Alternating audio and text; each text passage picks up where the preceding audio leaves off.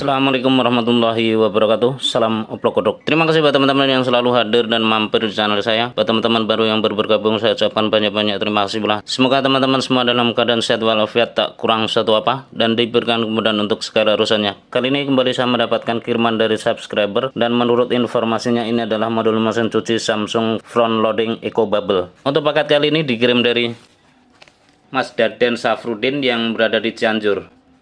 Berawal dari kerusakan mesin cucinya ini, mungkin beliau mencari beberapa referensi di YouTube, dan alhamdulillah ketemu dengan channel saya. Selanjutnya beliau menghubungi saya melalui chat WhatsApp, dan inilah screenshot komunikasi saya dengan subscriber saya tersebut.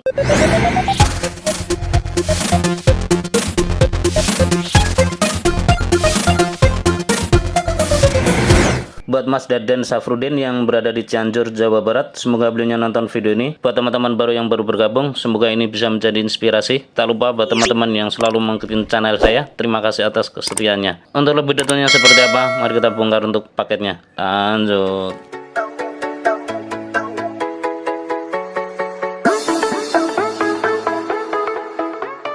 Dan inilah modul mesin cuci tersebut setelah saya keluarkan dari packingnya. Seperti biasa, sebelum kita melakukan langkah-langkah perbaikan lanjutan, di sini coba kita lakukan pengecekan secara fisik terlebih dahulu. Sini untuk buat displaynya seperti ini ya teman-teman. Nampaknya buat display ini masih utuh, belum pernah diapa-apain. Selanjutnya ini adalah buat power supply-nya. Nah, nampaknya untuk buat power supply beliau sudah melakukan usaha perbaikan, terlihat di beberapa lokasi seperti ini. Dan kalau saya balik, nah untuk bagian bawah juga sudah dibuka untuk covernya seperti ini. Karena menurut informasi yang beliau sampaikan bahwasanya untuk modul mesin cuci ini mati total, dan coba saya akan fokus di buat power supply-nya ini. Dan benar saja teman-teman, untuk kali ini power supply saya sudah angkat dari covernya. Nah seperti ini untuk fisiknya, dan coba kita lakukan pengetesan apakah benar ini mati total. Selanjutnya sedikit kita pahami. Di sini ini adalah trafonya, dan trafo ini yang mengkonverter tegangan dari tegangan 220 AC menjadi tegangan rendah yang diperlukan di area sekunder. Selanjutnya ini adalah IC PWM-nya, IC regulator, dan ini adalah fuse dan lain-lain. Langsung saja kita lakukan pengecekan, barangkali ada komponen yang short. Untuk poin pertama kita lakukan pengukuran terhadap fuse. Di sini ada fuse teman-teman. Nah nampaknya fuse tidak ada masalah. Teman-teman cukup dengarkan buzzernya aja. Selanjutnya untuk dioda yang di sini, apakah diodanya ini bermasalah? Nah, ini nampaknya aman. Ini juga aman. Nah untuk dioda nggak ada masalah. Dan untuk di test pen elko utamanya di sini, nampaknya di sini juga nggak ada short teman-teman.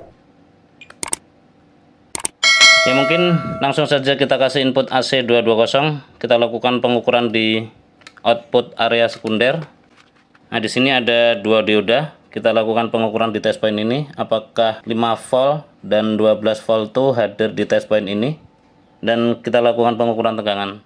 Setelah saya pelajari untuk skematiknya, untuk mencoba menghidupkannya, kita bisa kasih input AC 220 di port sini dan sini. Selanjutnya di sini terdapat dua IC regulator. Ini untuk IC regulator 15 volt, dan yang sebelah sini ini adalah IC regulator 5 volt. Untuk IC regulator 5 volt sebelah kiri ini akan aktif setelah IC regulator 15 volt ini mendapat trigger, dan output dari IC regulator 15 volt ini selanjutnya mensuplai ke IC regulator yang 5 volt, dan 5 volt ini untuk mensuplai IC Micom yang di sini teman-teman.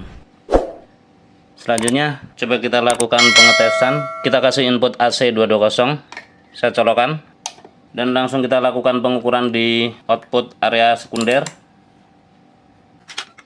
Untuk test pen yang di dioda sini, nah di sini sudah keluar 13,65 volt.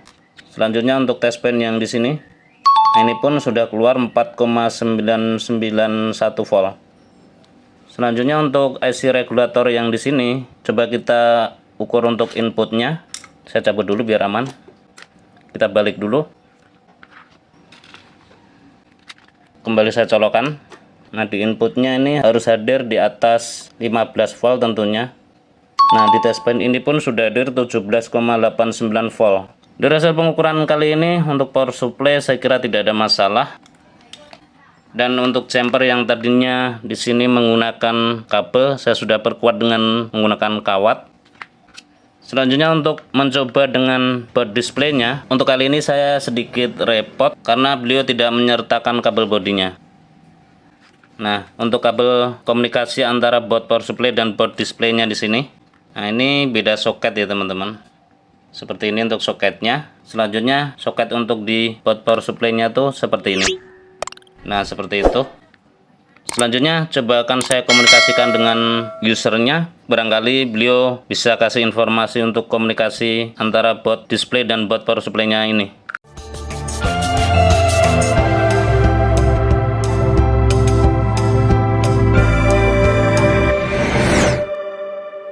Setelah saya komunikasikan dengan pasien saya terkait kabel komunikasi antara power supply dengan board display-nya ini, lanjut saya langsung solderkan kabelnya ke sini teman-teman.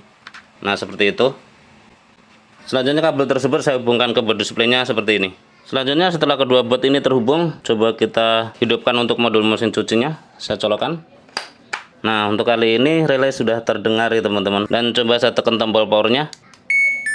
Nah, alhamdulillah ya teman-teman. Untuk kali ini modul mesin cuci ini bisa hidup lagi. Nah, tapi di lampu indikator di sini bisa teman-teman lihat. Nah, di situ ada yang redup ya teman-teman.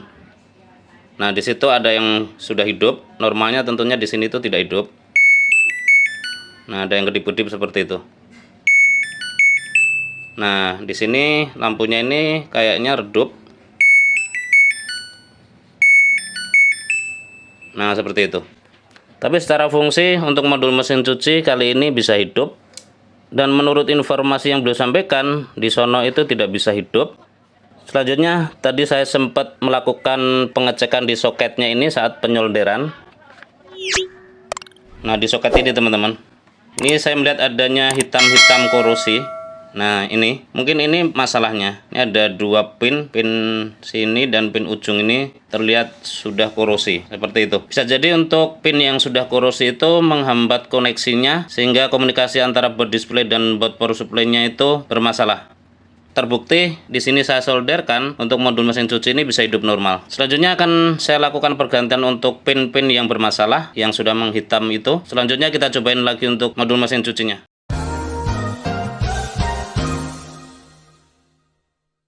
Oke teman-teman, untuk kali ini LED yang tadinya di sini itu redup saya sudah ganti. Nah, ini untuk LED aslinya. Selanjutnya untuk pin yang terlihat korosi di situ pun saya sudah ganti. Nah, kebetulan untuk pin-pin seperti itu saya ada stok banyak seperti ini. Saya ambil dari sini, saya gantikan ke pin yang korosi tadi.